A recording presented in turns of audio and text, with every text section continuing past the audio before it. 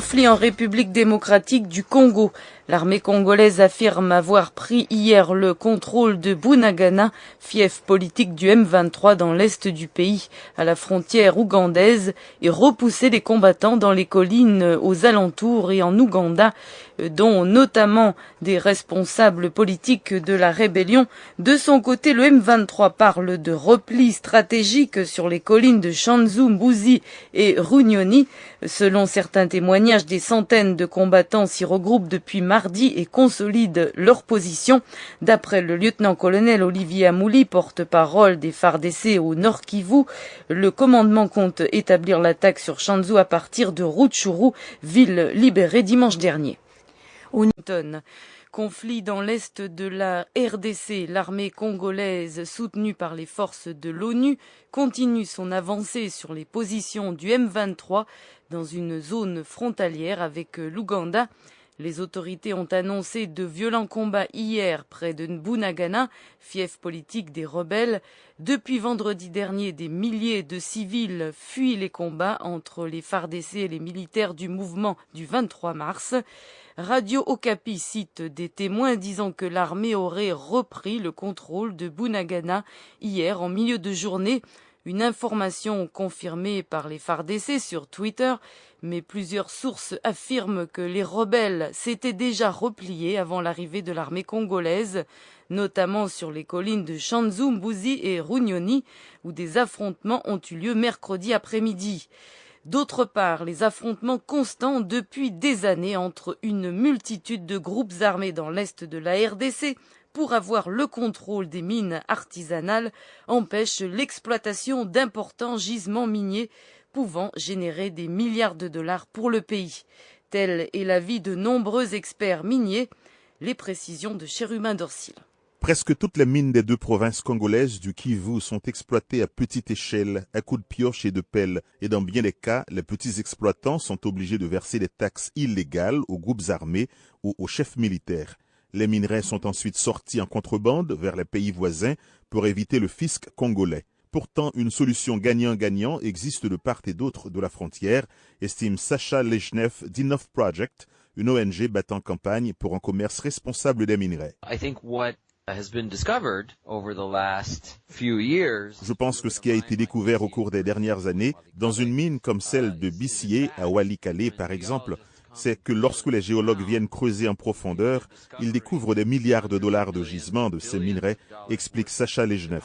Pourtant, le gouvernement congolais n'a pas ouvert ses mines aux investisseurs, ainsi qu'il l'a fait dans d'autres régions du pays, déplore l'expert d'Enough Project. Plusieurs autres sites, notamment des mines d'or, pourraient être exploités de manière industrielle, sans servir de source de financement des groupes armés, comme les rebelles rwandais des FDLR, estime Sacha Lejnev.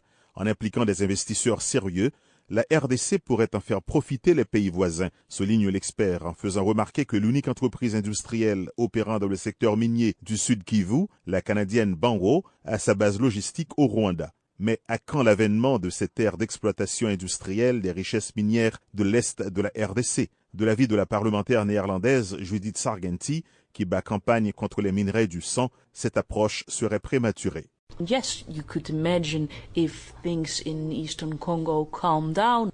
Oui, vous pouvez imaginer que les choses dans l'Est du Congo se calment, de manière à ce que dans 20, 30, 40 ans, vous y voyez une plus grande industrialisation des mines.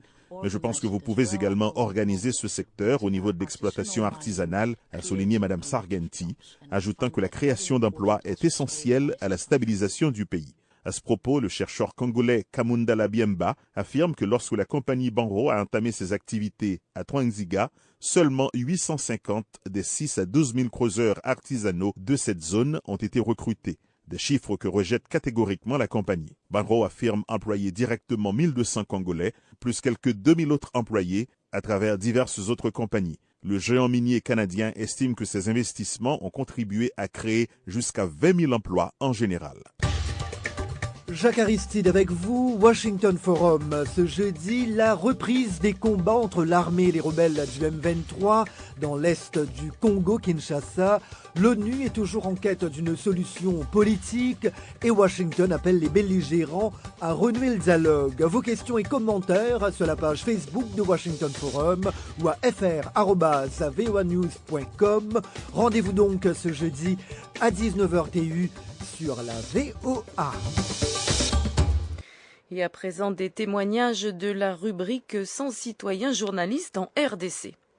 Ari Siro, journaliste et citoyen de Béni pour la Voix de l'Amérique. Elle s'appelle Kavuo Kamora Sagesse, journaliste à la Radio Liberté Béni, présentatrice du journal Swahili kidnappé ce 29 octobre par des inconnus. Selon les informations recueillies par son grand frère ce mercredi matin, la victime aurait passé sa journée à la maison. C'est à 16 heures qu'elle est arrivée à la station, informé son directeur, car la victime préparait le voyage pour aller poursuivre ses études ailleurs. Il a fallu attendre 16 heures pour que celle-ci reçoive un coup de téléphone inconnu au sujet d'une information sensible. Or, c'était la stratégie pour aider la kidnapper.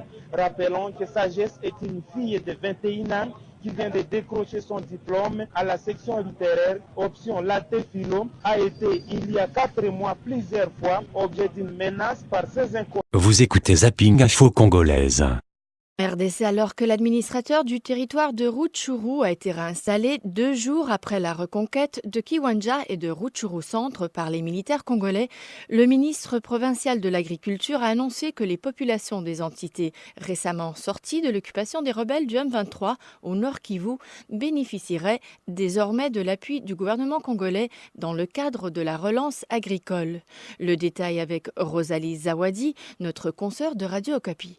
Distribuer la sémence des pommes de terre, du riz et du café, gérer les wilts bactériens qui affectent les bananiers ainsi que vacciner les gros bétail, telles sont les activités de cette campagne agricole exécutée depuis 4 mois maintenant par le gouvernement provincial en partenariat avec le gouvernement central. Le ministre provincial de l'Agriculture déclare qu'un peu plus de 400 tonnes de sémences constituées de riz paddy et de pommes de terre sont distribuées aux agriculteurs dans le but de relancer l'agriculture et diminuer la pauvreté de la population. Jusqu'à non considérée dans cette campagne, la partie du territoire de Rutshuru, jadis occupée par les M23, va bénéficier de cet appui du gouvernement. Si cette distribution des semences vivrières veut assurer à manger à la population, le gouvernement veut aussi améliorer les conditions de vie des agriculteurs par la promotion des cultures pérennes. Goma, Rosalie Zawadi, Radio Okapi. Vous écoutez Zapping Info Congolaise. Kiwanja, Rutshuru, Roubaré, Rumangabo, l'armée congolaise a pris cet après-midi le contrôle de Bunagana. La ville frontalière de l'Ouganda était le fief du président politique de la rébellion du M23, Bertrand Bisimwa, et on apprend, Carole Assignon, qu'il a été interpellé. Tout à fait, Philippe, c'est le porte-parole du gouvernement congolais, Lambert Mende, qui donne l'information. Bertrand Bisimwa a été arrêté en Ouganda. C'est dans la capitale ougandaise Kampala que se tiennent des pourparlers entre Kinshasa et les rebelles du M23. Les combats entre les deux camps avaient repris 4 jours après la suspension de ces pourparlers, mais les deux parties ont maintenu leur délégation sur place et c'est dans ce contexte que survient l'interpellation du chef politique du M23 et selon Lambert Mende, il n'a pas été arrêté les mains vides. Bertrand Bisimwa a fui vers l'Ouganda, je ne sais pas si c'est pour l'accord. Nous continuons à maintenir la porte ouverte à une solution politique. Mais l'événement avec Bertrand Bisimwa, c'est qu'il vient d'être interpellé par la police ougandaise à Kisoro en possession d'une série de biens publics qui avaient été pillés en RDC en novembre lorsqu'ils ont occupé Goma. Et notamment, il roulait à bord de la voiture officielle du gouverneur du Nord Kivu. Sur le sort qui sera réservé au chef politique du M23, le porte-parole du gouvernement congolais estime qu'il revient à l'Ouganda d'en décider. Quoi qu'il en soit, avec la prise de Bunagana, c'est l'un des derniers bastions du M23 qui vient de tomber sans qu'il y ait de véritables combats. Les rebelles avaient quitté la ville avant l'arrivée de l'armée et selon la MONUSCO, plusieurs d'entre eux se sont même rendus. Alors que le M23 apparaît de plus en plus fragilisé, les attentes de Kinshasa à Kampala sont très précises. Lambert Mende. S'ils sont conscients qu'ils sont fragilisés, ils prendront la bonne décision, c'est-à-dire se désarmer, annoncer de manière très claire qu'ils cessent toute activité militaire, qu'ils dissolvent leur groupe armé et qu'ils s'engagent dans d'autres formes d'activité politique. Côté M23 à Philippe, à en croire l'agence France Presse, la délégation serait à Kampala pour négocier un accord afin de mettre un terme aux hostilités. Vous écoutez Zapping Info Congolaise. En République démocratique du Congo, les rebelles du M23 ont dû abandonner la dernière place forte qu'ils tenaient dans l'est du pays. La ville de Bunagana, juste à la frontière avec l'Ouganda, important carrefour économique régional, place stratégique. Avec l'appui de la brigade de l'ONU, les forces armées de RDC l'ont reconquise hier. Reportage de notre envoyé spécial, Léa-Lisa Vesterhoff. Une dernière salve de tir en direction des collines, puis le silence. Et tout à coup, Bunagana se réveille. De tous les côtés, des centaines d'habitants invisibles une minute plus tôt accourent et font une aide d'honneur aux troupes jusqu'au centre-ville. Arrivés sur la grande place, les militaires dansent, les femmes chantent, déposent des pagnes aux pieds des libérateurs, visiblement contents d'être débarrassés du M23. La souffrance, c'est surtout sur le commerce. Pour traverser ici, si vous avez un carton d'eau, on vous faisait payer cher et pourtant vous n'allez pas gagner quelque chose. Et pour l'État, c'est tout un symbole, 20 mois après l'humiliation de la prise de cette ville frontalière par le M23. Olivier Amoli, porte-parole de l'armée. J'ai toujours dit que nous allions faire hisser le drapeau national à Bunagana et aujourd'hui c'est arrivé et c'est la fin du M23. Tout à coup, un prêtre de l'armée demande à faire une prière collective. Paix sur l'Ouganda, paix sur le Rwanda, paix sur le Congo, s'exclame-t-il. Ce message sera-t-il entendu? Hier soir, les combats se poursuivaient dans les collines contre les derniers éléments du M23 retranchés dans cette forêt touffue. Mais qu'importe, à Bunagana, les habitants hier soir avaient le cœur léger et l'envie de chanter. Léa-Lisa Vesterhoff, de retour de Bunagana, RFI. Depuis une petite semaine maintenant, donc, l'armée congolaise mène une campagne pour le moment victorieuse contre le M23. Le président de la République, Joseph Kabila, adresse maintenant un double message aux rebelles. Rendez les armes et négociez. Je réitère mon appel aux éléments du groupe armé qui vient d'être déguerpi à se démobiliser volontairement. Faute de quoi, nous n'aurons d'autre option que de les y contraindre par la force. Le même appel est adressé aux autres groupes armés nationaux. Mettre fin à toutes leurs activités militaires rendrait les uns et les autres éligibles à la réinsertion dans la vie nationale. Quant aux groupes armés étrangers, FDLR, ADF NALU, LRA et FNL, qui continuent à semer la désolation dans les provinces du Sud Kivu et du Nord Kivu, je les mets en demeure de déposer les armes et de mettre fin à toute exaction sur les populations congolaises. Faute d'obtempérer à cette injonction, ces groupes armés s'exposent à une opération de désarmement forcé. Le président de la République démocratique du Congo, micro RFI de Kamanda Wakamanda Muzembe. Alors, le M23 se replie. Certains témoins assurent que les hommes du groupe rebelle ont passé la frontière pour trouver refuge en Ouganda. La réaction des dirigeants, celle de Bertrand Bissimois, qui est lui-même à Kampala. Les revers militaires n'affectent pas les revendications du M23. Il assure également que ses troupes se sont retranchées dans les collines qui entourent Bunagana pour éviter les combats. Nous avons évité la guerre en nous désengageant sur des lignes de front. Nous sommes désengagés aussi même de Bunagana parce que le gouvernement nous y a forcé et nous avons appris que le gouvernement a attaqué Bunagana. C'est dommage, mais cela ne va pas nous décourager à continuer à fournir des efforts dans le cadre de la paix, de manière à ce que nous puissions trouver une issue favorable pour notre peuple, créer les conditions de paix qui pourront permettre le règlement du problème que les M23 pose. Nos troupes n'ont pas l'habitude de rester dans de grandes agglomérations et aujourd'hui, nos troupes sont sur les hauteurs de Bunagana. Aucun de nos militaires n'a traversé la frontière. Aujourd'hui, nos militaires se sont retirés sur les hauteurs. La population qui a eu peur a été obligée de traverser. C'était une marée humaine et ça faisait la honte de la République. Bertrand Bissimois, joint par Marie-Pierre Olfan. Vous écoutez Zapping Info Congolaise. Le président de la République démocratique du Congo, Joseph Kabila, appelle le M23 et tous les groupes armés qui sévissent dans le Kivu à se démobiliser volontairement. Le chef de l'État appelle également les pays voisins à la mise en œuvre effective et de bonne foi de l'accord cadre d'Addis Abeba ainsi que de la résolution 2098 du Conseil de sécurité des Nations Unies. En clair, il leur demande de cesser de soutenir les mouvements armés dans l'est de la RDC. Et c'est ce que nous explique notre correspondant Salé Moana Milongo. Dans une adresse à la nation congolaise, le président Joseph Kabila appelle les éléments du M23 et tous les groupes armés actifs en RDC à se démobiliser volontairement à la faveur du processus de la conférence des pays des Grands Lacs. Faute de quoi, nous n'aurons d'autre option que de les y contraindre par la force. Le même appel est adressé aux autres groupes armés nationaux. Mettre fin à toutes leurs activités militaires rendrait les uns et les autres éligibles à la réinsertion dans la vie nationale. Cet appel intervient après la défection du mouvement rebelle du 23 mars et de plusieurs positions qu'il occupait dans le Nord Kivu, notamment Kibumba, Rutshuru, Rumangabo et Bunagana près de la frontière avec l'Ouganda. Le président Kabila a en outre mis en demeure tous les résidus des groupes armés étrangers, FDLR, ADF Nalu, LRA et FNL, de déposer les armes et de mettre fin à toute exaction sur les populations congolaises. Faute d'obtempérer à cette injonction, ces groupes armés s'exposent à une opération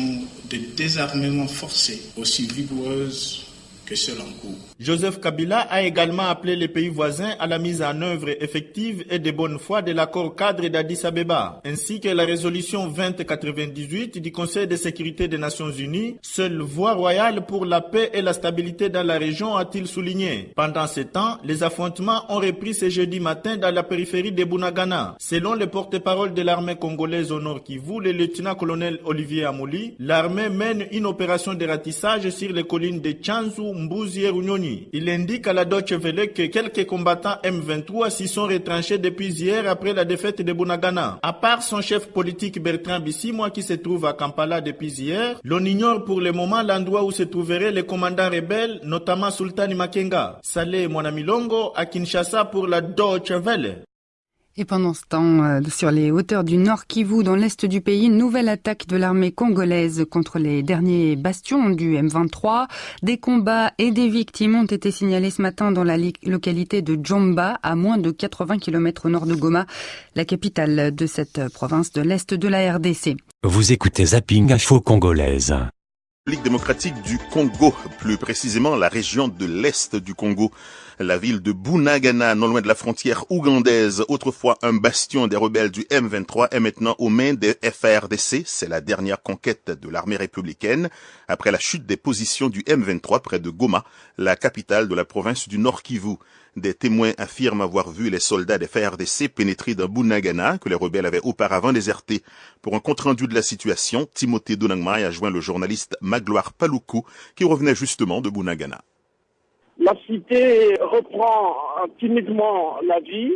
La population est partie de l'autre côté de la frontière en Ouganda. Aujourd'hui, par exemple, il y avait très peu de magasins qui ont ouvert.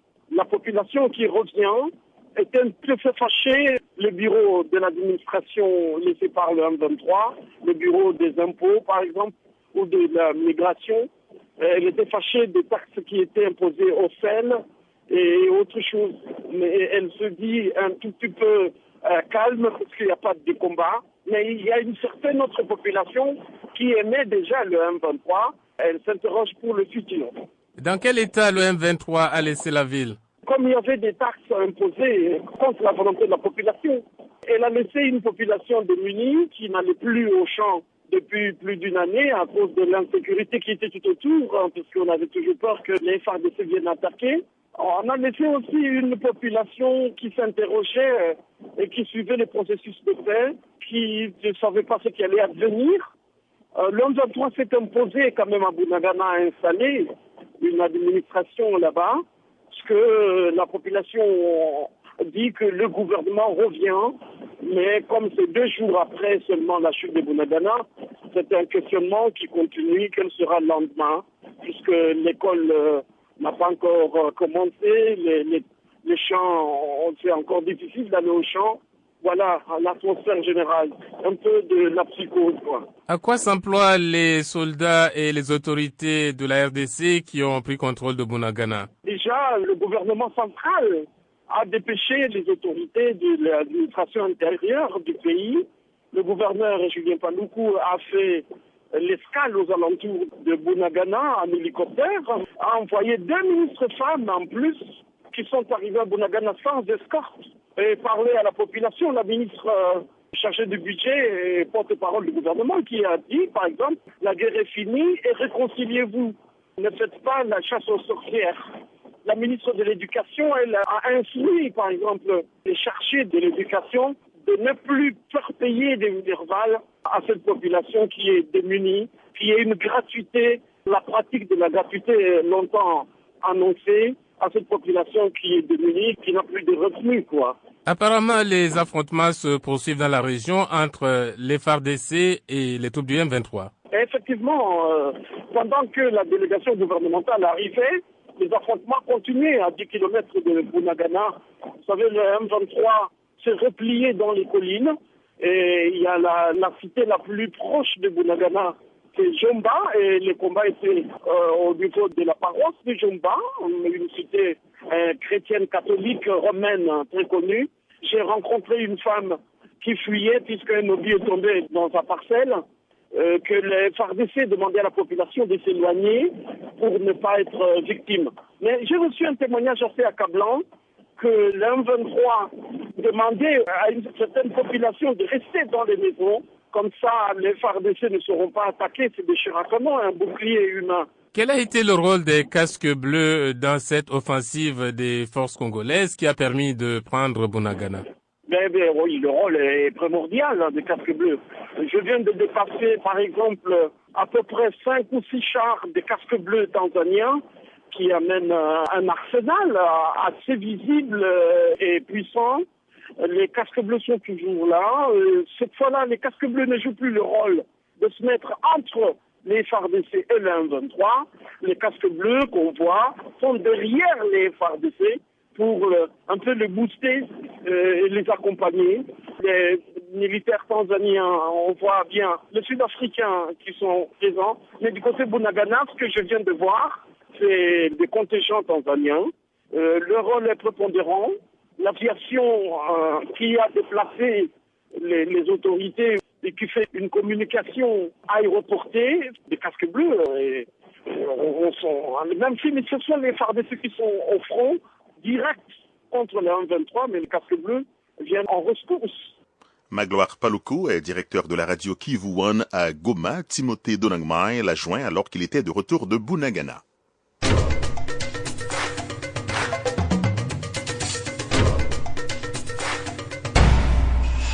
Rendons-nous au sud Kivu, où les organisations paysannes du territoire de Mwenga, à 200 km de la ville de Bukavu, mènent un plaidoyer pour le respect des droits des femmes et des enfants dans les carrés miniers.